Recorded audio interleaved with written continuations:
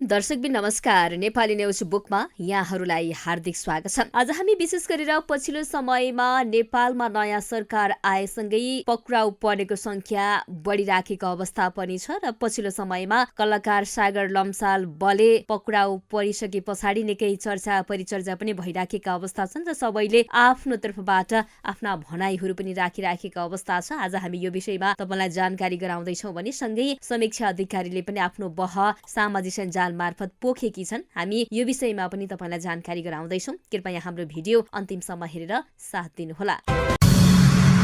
दर्शकबिन शनिबार कफनको बालुवा खाने स्थित घरबाट पक्राउ परेका कलाकार सागर लम्साल बले अहिले जिल्ला प्रहरी परिषद भद्रकालीको हिरासतमा छन्। उनलाई सार्वजनिक शान्तिमा खलल पुर्याएको अभियोगमा म्याद थप गरी अनुसन्धान गरिने भएको छ। अमेरिका बस्दै आएकी संगम विष्टले सामाजिक सञ्जालमा स्ट्याटस लेख्दै बलेले आफूलाई जबरजस्ती करणे गरेको आरोप लगाएका थिइन्। लगत्तै उनलाई प्रहरीले पक्राउ गर्यो, तर उक्त कसुर बमोजिम कारबाही अगाडि नबढाएको प्रहरीले बताएको छ। दर्शकबिन काठमाडौँ प्रहरी प्रमुख एसएसपी रमेश थापाका अनुसार तत्काल हिरासतमा राख्नका लागि सार्वजनिक शान्ति विरुद्धको कसुर आकर्षित गरिएको हो। अनुसन्धानको म्याद भित्रै थप कुरा खुल्न आएमा वा अन्य मुद्दामा जाहेरी आएमा सोही अनुसार मुद्दा अगाडि बढाइने बताइएको छ। संगमले खुल्ला रूपमा आफ्नो पूरा परिचय खोलेर बलेमाथि आरोप लगाएको भए पनि प्रहरीमा भने जाहेरी नपरेको खुलेको छ। सामाजिक सञ्जालमा आएको आधारमा नै प्रहरीले पक्राउ गरेको हो। घटना अमेरिकामा भनिएको हुँदा प्रहरीका लागि अनुसन्धान चुनौतीपूर्ण हुने देखिएको छ। दर्शकबिन जबरजस्ती करणी मुद्दामा वारदात स्थलको जिल्ला प्रहरीले अनुसन्धान र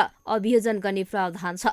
बले विरुद्ध पीडित वा सरकारवालाले जाहेरी दिएमा काठमाडौँमै मुद्दा चल्न सक्छ। फौजदारी अपराध संहिताको दफा 2 ले एक नेपाली नागरिकले अर्को नेपाली नागरिकमाथि फौजदारी मुद्दा आकर्षित हुने कसुर गरेमा वारदात स्थल जहाँ भए पनि नेपालको कुनै पनि प्रहरी कार्यालयमा मुद्दा चल्ने व्यवस्था गरेको छ। एसएसपी थापाले तत्कालका लागि सार्वजनिक शान्ति विरुद्धको कसुरमा अनुसन्धान गरिने र स्वयं उनको सुरक्षाका लागि पनि राख्नुपर्ने अवस्था रहेको बताइएको छ। अरू मुद्दा चल्न सक्छ, हामीले हृदपूर्वक जाहेरी पाउनुपर्छ उनले भनेका छन्। यो विषयमा तपाईँ के भन्न चाहनुहुन्छ तलको कमेन्ट बक्समा लेखी पठाउनुहोला।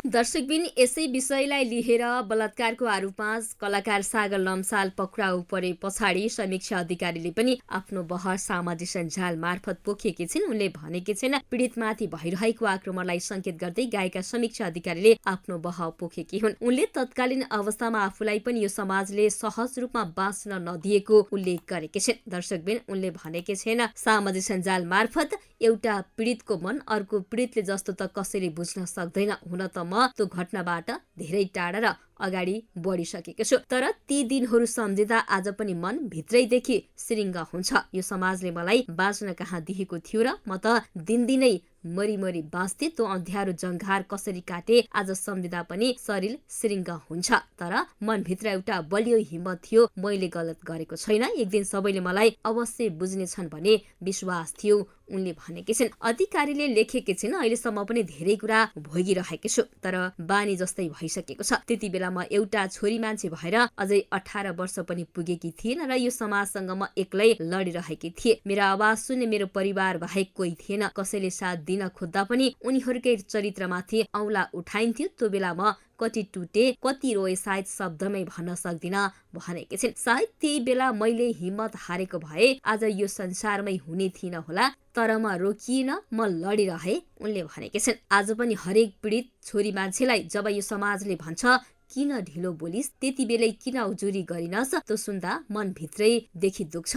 तपाईहरूलाई के थाहा त्यति बेला कस्तो अवस्था थियो। छोरी मान्छे भएपछि डरले र समाजको दबावले कति कुरा मनमै दबाउनु पर्छ। मलाई नै गलत भन्लान् कि भन्ने डरले आत्मा नै थिचिन्छ। मन मिल्दा चमत्कार र नमिल्दा बलात्कार भन्ने सोचले झन पीडा दिन्छ अधिकारीको भनाइरहेको छ। साथै उनले अधिकारीले अनुरोध गरेकी छिन् कृपया कसैको पीडालाई अरूसँग नजुदाउनुहोस्। हरेक घाउको आफ्नै गहिराई हुन्छ। मलाई त्यो दिन सम्झनु पनि पीडादायी छ। फेरि कोट्टाउन मन छैन। म यहाँ कसैलाई दोष दिन आएकी होइन, तर पीडितलाई आज जसले सजिलै नराम्रो भनिरहनु भएको छ एकपटक आफ्नै घर सम्झनुहोस्। तपाईहरूको घरमा पनि दिदीबहिनी छोरीहरू छन्। म हरेक दिन प्रार्थना गर्छु कसैलाई पनि यस्तो दिन नहोस्, कसैको भावनासँग खेलवाड नगरियोस्, किनकि यस्तो पीडा जसलाई पनि पर्छ उसले मात्रै बुझ्छ। विष्टको केसमा दुवै पक्षको सत्य बाहिर आओस् र दोषीलाई कडा कारबाही होस् भन्दै सामाजिक सञ्जालमा लेखेकी छिन्। यो भनाइप्रति तपाईँ के भन्न चाहनुहुन्छ तलको कमेन्ट बक्समा